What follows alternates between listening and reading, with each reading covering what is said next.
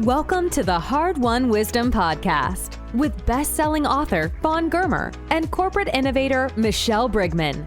Come here weekly for career and life-changing conversations with some of today's most influential thought leaders, senior executives, and trailblazers who will share their mentoring wisdom.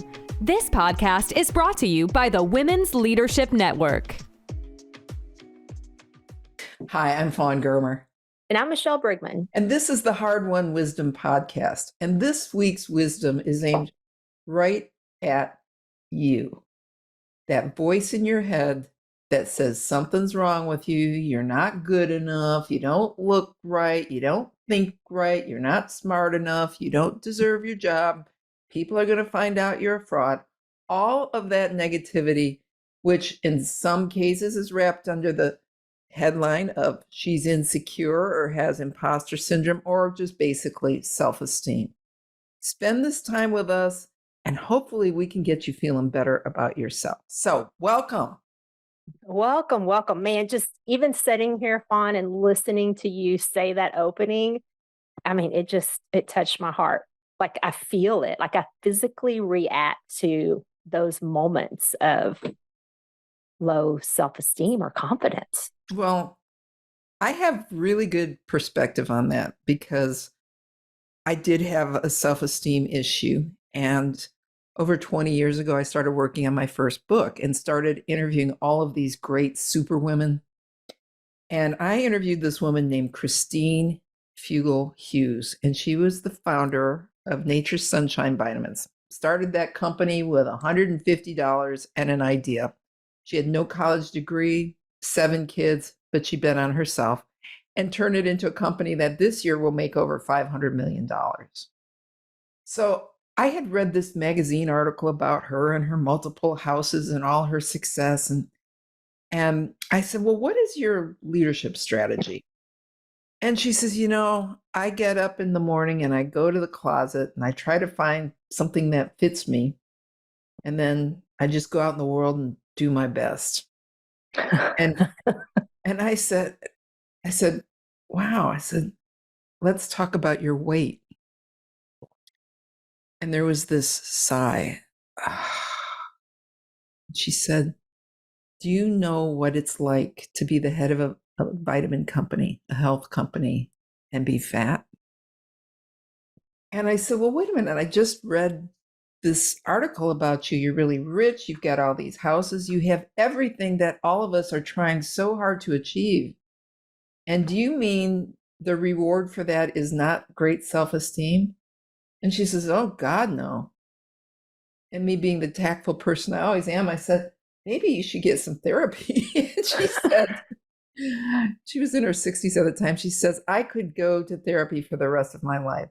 I'm never going to get this. And my self-esteem issues used to be greatly rooted in my own weight problem. And I was very shocked by what she said. And so then I started in all my interviews with these women, asking every one of them about their self-esteem. And all but 5 of them admitted they had self-esteem issues. And I've told this to people all over the world. I said, I don't believe 4 of the 5 of them, but Jane Goodall, I did believe. That gave me good self-esteem. Think about what you just said. All of these women that made that book that everyone looked up to as have it all together. I want to make sure everyone hears what you just said. Well, I'm about to emphasize that because it's that if these people that we put on such a pedestal are doing that to themselves, then that tells you almost universally the negative things we tell ourselves are not real. And for me, that was when it stopped. And I have to tell you that at that point, I don't know, I weighed probably 100 pounds more than I weigh right now. And then I had really good self-esteem suddenly because I realized it didn't matter what I weighed. I was going to find something to pick on myself unless I realized this is the disease of our generation. Okay, go ahead. Oh no, it's so powerful. Mine, I've had a little bit with weight throughout my life, but I know mine has always been rooted in it. It was for the longest time education because I didn't finish college. I went, had to come home for various reasons, and I was like so afraid of that being a symbol that I was less than, didn't deserve it. And here I go to work at Dell, surrounded by, I mean, the smartest people that I had ever worked with. And I'm like, oh shit, please don't ask me. Please don't ask me. What do I say? Oh, it was awful. And then every time I got that promotion, I just questioned on whether or not I deserved it, no matter how hard I worked, all because I didn't have that piece of paper hanging in a frame. Yeah. Or that answer when somebody asked me. It was awful. But I have had several people I've run into who that whole thing about the college diploma stopped them. There was a woman who was senior vice president of the largest bank in St. Louis and was asked to speak at, I think, Washington University to a business class. And she didn't want to do it because she didn't think she had any right to teach them. I said, well, good Lord, you know more about business than they do. And she goes, oh, but I don't have a degree. And I was shocked by that. And then I did an interview with Linda Chavez Thompson, who was the head of the AFL-CIO. Mm-hmm. Now, she was mentioned as somebody who would be a great woman to run for president. And she had never gone to college. And same thing with her. If she walked in a room, she always felt less than because of that piece of paper. And a piece of paper does not give you greatness. A piece of paper, a shitload of debt. Yeah. Maybe not as many life skills. It's awesome. It's awesome. And I'm proud of people who finish. And yeah, but it is, I had that same story. I got invited to speak. I've spoken a couple of times at the university. And I just think, oh my God, what am I going to, please don't ask me. Please don't ask me. And now, of course, I've got to a point where I'm like, oh, hell, I've got enough proof, I guess, under my belt that I'm kind of over feeling insecure about it. However, if it were my 30-year-old self, and those of you listening that are earlier in your career, like you're just filling your head up with a bunch of bull, frankly, and you've got to let it go. And I love, Fawn, what you just said about, I just decided instantly I was over it. Oh, but what shocks me is how many people never get over it. And, oh, no. Something happened on our podcast and you asked the question, and I never will forget it, which was we had Sarah McDonald on our podcast. And Sarah is the director of security for Siemens Energy. And people, that is a ginormous job. That is, she basically monitors and protects the power grids all over the world. And Michelle said, well, have you ever had the imposter syndrome? And Sarah said, I've spent 44 years waiting for people to find me out. I definitely have the imposter syndrome. I was shocked. How does somebody get to function at that level feeling that? And then she goes, this is the payoff on this. But now when somebody pays me a compliment, I bank it. So when I have doubts, and we all have those doubts, I go to my bank, pull out the compliments and thank yous. I make a withdrawal from my bank and I get beyond my doubts. So I thought, beautiful. But I had a recent event where I was speaking and I was talking with somebody who's a very, very, very, very senior person in the corporate world. You would know the company, and if you knew the position, you'd be blown away. Okay.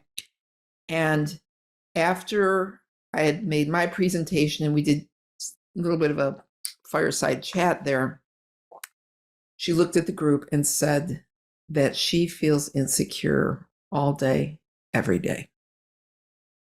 Now, has that stopped her from achieving at a super level? No, because the people who have self-esteem and self-doubt, who are able to get beyond it, can do very well.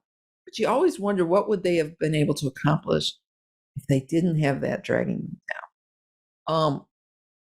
unfortunately, there are a lot of people who don't understand that they have the power to do that, and instead they just stop. They don't think they can do anything, and they limit themselves. I don't I think everyone can relate to what you just said. Something in that self-talk, that limiting belief that holds you back from the thing that is out in front of you that you're called to do, you want to do, and somewhere in there that voice causes you to stop. I had someone I was talking to recently share kind of an interesting story about it's maybe to help you get over the hurdle is realizing that most of us, particularly women, like we talk about how much we just want to help someone. I just want to help them. Well, you have a skill, a knowledge, a gift. And when you withhold it, you're not acting in service. So if you truly want to help someone, like be confident to tell a bit of that raw, vulnerable Yeah. story Oh my and gosh. change the script. Yeah. I mean, change the script. That there was a woman that I interviewed when I was still a reporter, and she spent her life on research on how people perceive their flaws.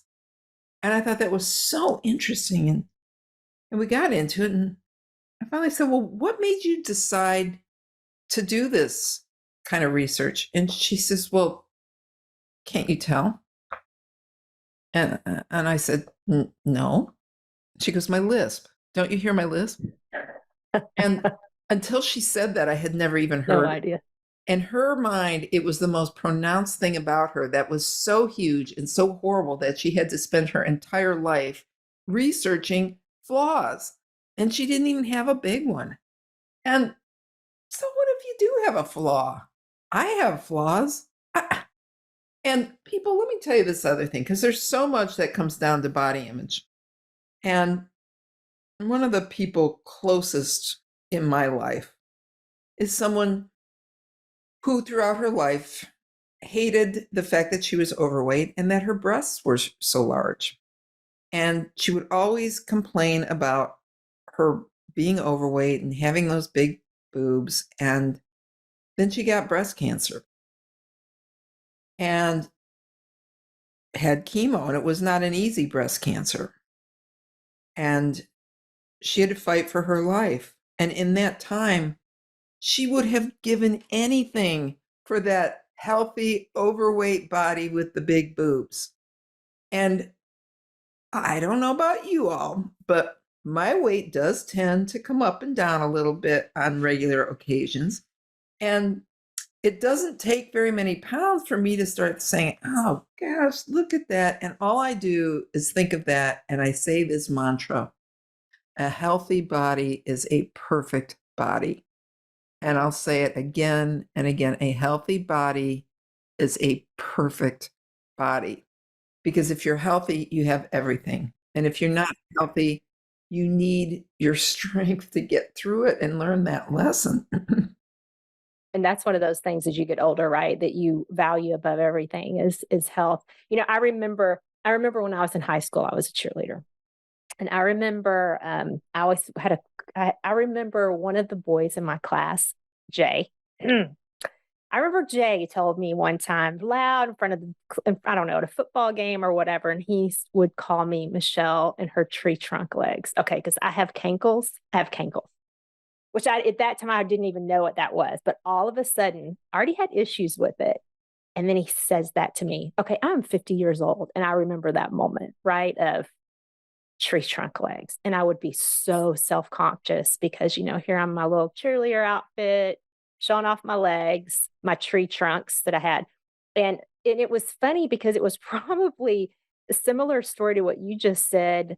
Probably, I don't know, in my 30s, where a good friend of mine had some health issues.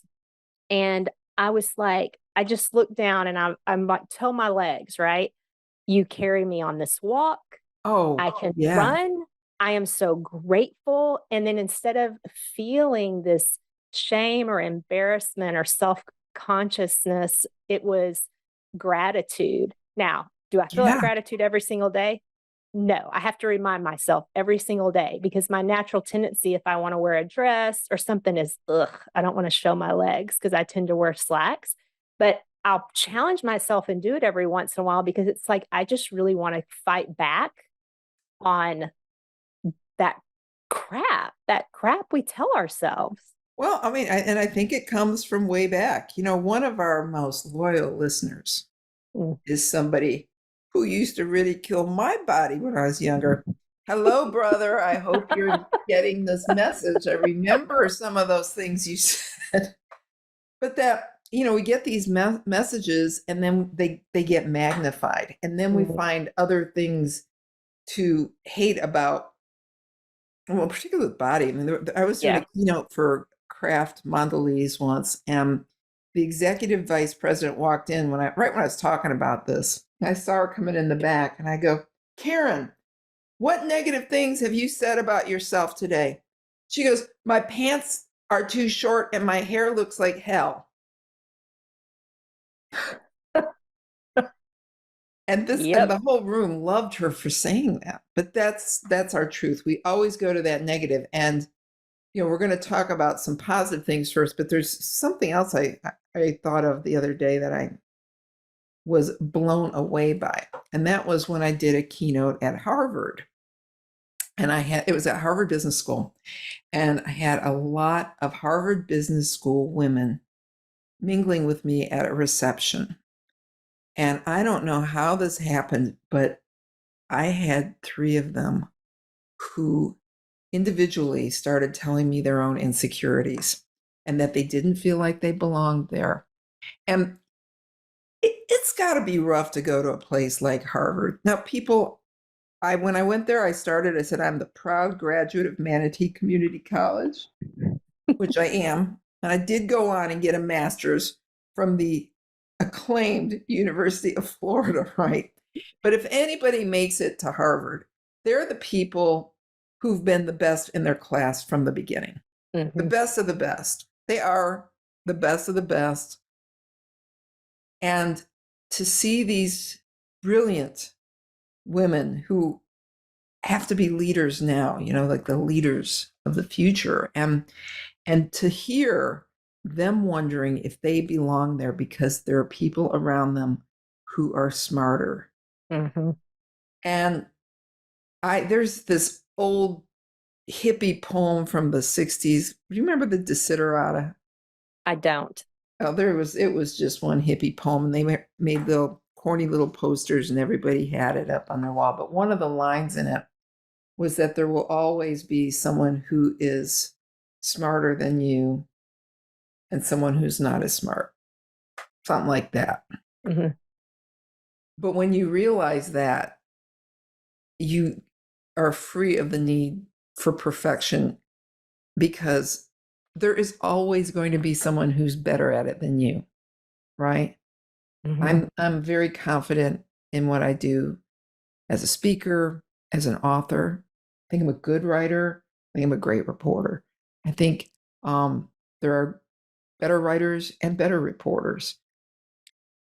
And that's okay. And it's your story that's unique to you that speaks to someone. Well, it's not. It's that I don't have to be the best. I just have to be the best Fawn. And you just have to be the best Michelle. And I think if any of you have been listening to our podcast for any amount of time, you know that in my particular case, my work is very important to me. I love being a speaker and author, right? But you also know my kayak is very important to me, and that laughing is important to me, and camping trips and adventures. I have a full, big life. So the only thing I have pressure on me to be perfect at is being myself. And I don't feel a lot of pressure to measure up to what other people think I should do or think I could do better, because I think I do a great job with what I'm doing.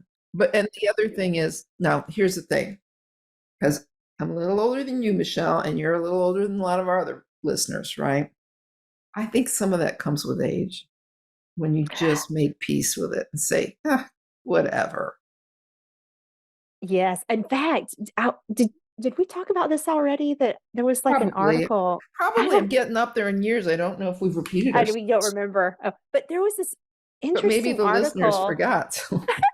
Well, there was an interesting article that I read recently that was talking about, so for women particularly, at a certain period in your life, you are so tuned into everyone's needs. Like it's that motherly, like that whatever's activated in your brain that's like caregiver, mother, care for the offspring, whatever. And then you hit this age and it kind of hits with menopause where a lot of that reduces and turns off. So you get to this point where you are just naturally more confident, say what you think, protect yourself, not like worrying about all this stuff for everybody else. And it's fascinating because if you think about people that you know, I mean, like if I talk about my mom is 88, my mom's 87, 80. I talk about her, we all laugh that every decade you saw less and less filter, say what she thinks, to heck with everybody else. So I just think maybe there's some interesting science to it that you can look forward to the fact that you are naturally going to age and progress in a direction that says, I'm not going to worry about it. I'm going to be the best me and make me happy and appreciate all my unique assets Yeah, and go on. it's we choose every day if we're going to live a happy, fulfilling life. Hmm. That's on us. Circumstances come and go. And believe me, I understand there are certain circumstances that are so tragic and traumatic that impedes us. So I don't want to gloss Downplay. over that, Yeah. right? But by and large, we make a decision every day how that day is going to be. And I have this painting I bought at just some old, throwaway art store. And somebody painted it's like pretty pastel. And on the back, or on the front, it says, I am grateful. Thank you, thank you, thank you. And it's probably 16 by 20. And it's Hmm. positioned so that that is the first thing I see when I wake up. And it has been for 10 years. And it's the last thing I see when I go to bed. And when you start and finish your day in that zone where what you have is enough, Hmm. you're rich. Believe me, I know people who have more money than I do, who, bigger houses, get to do more, whatever. Nobody has more happiness. I'll put that down. And so if you do have some of these these issues that we've been talking about, it's not always just enough to make up your mind. But I'm a firm a believer in the power of affirmations and hypnosis. Hmm. I've done both. I live with affirmations, but when I was young, I tried hypnosis, and that was powerful too. So either works, but the idea being that your brain's like a hard drive, and it can be rewritten. So if you have a negative tape playing over and over, the way you rewrite it is by replacing the negative thought with something that's an affirmation in the positive. So if you're going to talk about wanting to lose weight, you don't have an affirmation that says, I hate junk food. You have an affirmation that says, I love healthy food. You don't have an affirmation that says, I don't eat so much anymore. It's that I can always eat more later if I'm still hungry. You find a positive twist to everything. I love my body. I'm confident. I know I can handle this job. I believe in myself. And if you say it 50 times a day for the first 2 weeks, 25 times a day the second 2 weeks, 10 times a day the third 2 weeks, so that's 6 weeks of doing this, you will see results. Science shows that even if you're doing weight loss affirmations, you'll lose weight even if you haven't changed your behavior, if you religiously do that. With the exception that you have to be in the zone and want to change and do that. So that I thought I was going to be able to write affirmations so that I could get past the grief of losing my mom, honestly, because I knew how powerful affirmations were for me. So I thought, well, I'll just write these things and say them and I'll be fine. And your brain has to be ready to receive it. And I needed to grieve, and grief was boss. But every other time I've needed it, it has helped me to live a much happier life because I can get serious about it quickly. And I tend to limit it to 10 affirmative statements. So if you say 10 affirmative statements, and I've timed it, it usually, the most you're spending, if you do it 50 times a day, is 7 or 8 minutes a day. It's not going to kill you to give 7 or 8 minutes a day to that. Stay off Facebook and tell yourself some positive things. I deserve my success. I'm creating greater success every minute. I believe in myself. And that doesn't mean you're not going to have slumps, right? I mean, I've had them. But you do have more control over how they own you. And, we've certainly have talked about, how when I had that cycling accident and got all kinds of bad news medically, and I just filled my head with positivity and I got through it. And I'm really proud of that. That's a good coping skill. So that will help you, my friends.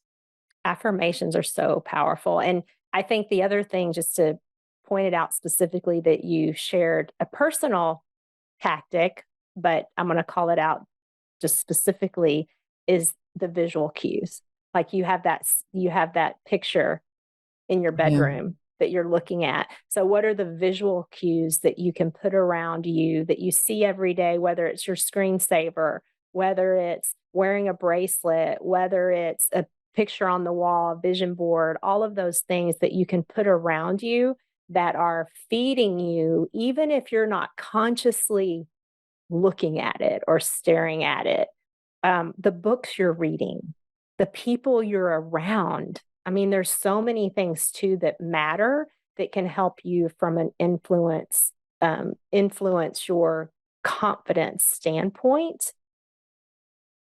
I love, what is that saying? You are the 5 people you spend the most time with every day.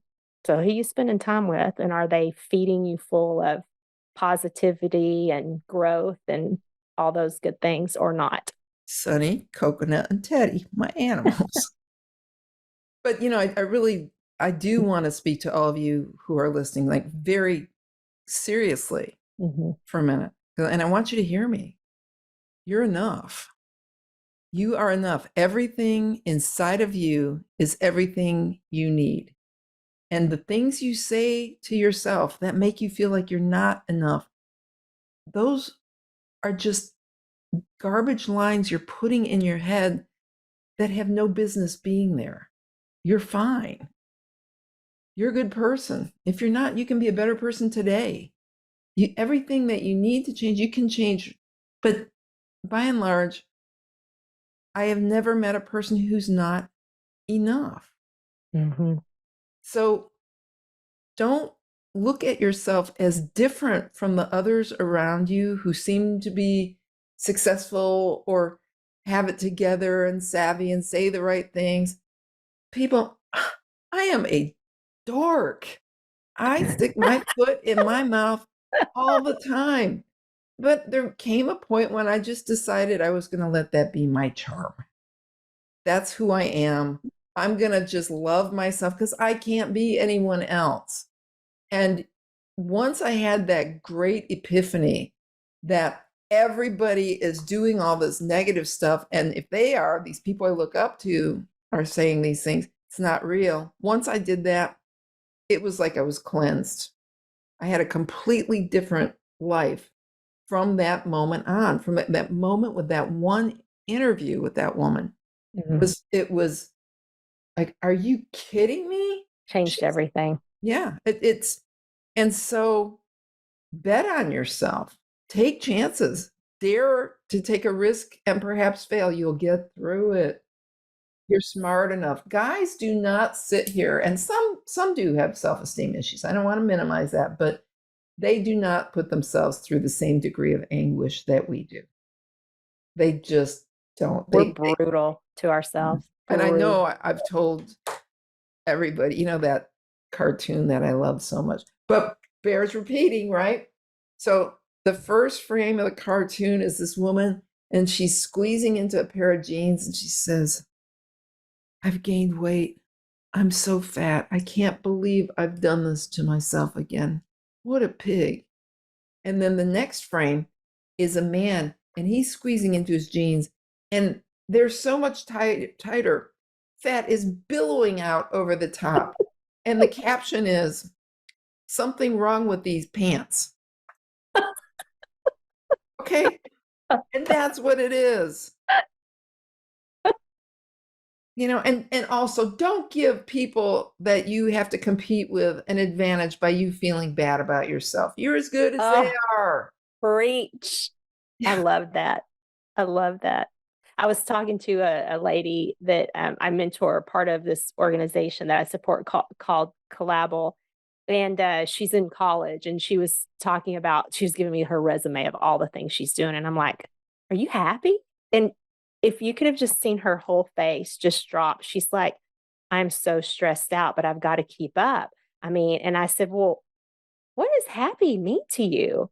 And so we spent a lot of time kind of talking about what happy meant. But what was interesting is it turned into this conversation around the construct of college. And I could apply this to business. Like the construct that is college pits everybody against one another. Well, so-and-so, they're in 4 organizations with this level of responsibility, and they have the internship, and they have this thing to where they're killing themselves. And I'm going, at the end of this, are you happy? Right.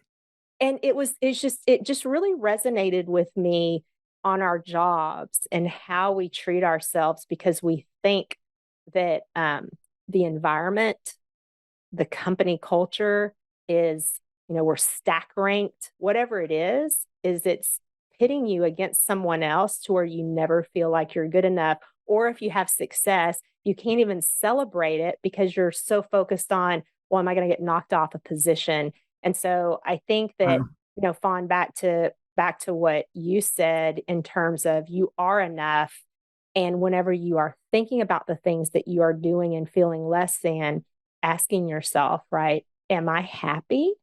Is this what good looks like for me? And if it's not, put the brakes on, reevaluate, and figure out, what am I doing that is counter to my happiness? Oh my and God, start yeah. letting go of those things and start making sure that you're adding in the things that do make you happy for you, not because someone else said, right, it's what you're supposed to do. And I had spent a lot of time in nursing homes because my mom was in one for a long time. And so I've seen a lot of people who were big, important people. And, when we get to the end of our life, that title counts for nothing. Okay? Exactly. And my uncle was this great folk hero of a guy. He was Uncle Chuck. He was the best. And I remember when I went to visit him in the nursing home, and he had all these pictures on the wall.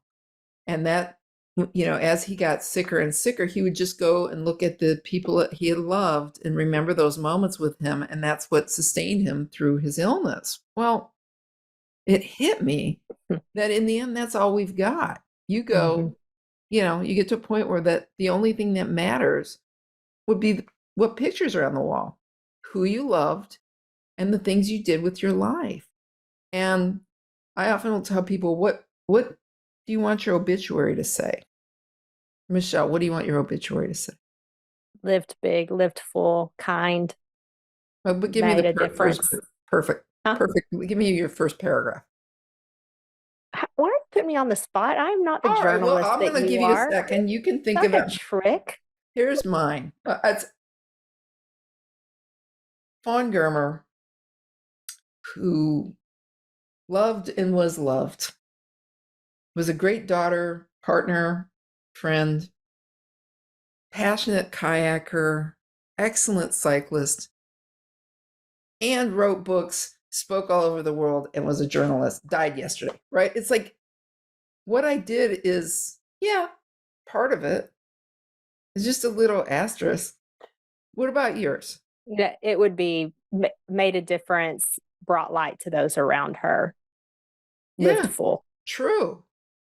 Because Michelle is true blue, people. I'm lucky she's my friend and talks to me. But when you lose perspective and get sucked into the grind, you forget what really matters. And when you can keep that in the forefront of your brain, that does improve your self-esteem for sure, because it makes you realize that you're enough with just the people you love and the places you go. And if you're not doing that right, that's what you have to work on, not more accolades for your work. Your work is your job. It's what you do. It's not who you are. So, yeah. Live big. Everybody listening, go live big. Stop bringing yourself down, lift yourself up, love yourself, and go make some wonderful things happen. Yeah. So, and before we go, people, we would like to give a shout out to our producer, AJ Alaganero. Did I say it right? Yeah. I think I did. AJ, if I didn't, forgive me. And Ashley Boyd Thompson, without whom we would never get any of this done. So we want to thank them. And we want to thank you for coming. And we'll see you next week. Bye, everyone. Bye. Thank you for joining the Hard Won Wisdom podcast with best-selling author Fawn Germer and corporate innovator Michelle Brigman. Join us weekly for career and life-changing conversations with some of today's most influential thought leaders, senior executives, and trailblazers who will share their mentoring wisdom. This podcast is brought to you by the Women's Leadership Network. Visit hardwonwisdom.com for more on this podcast and for links to Fawn and Michelle's web pages and social media. Also, be sure to rate, subscribe, and review wherever you listen to your podcasts. We really appreciate that effort, and we'll see you next week.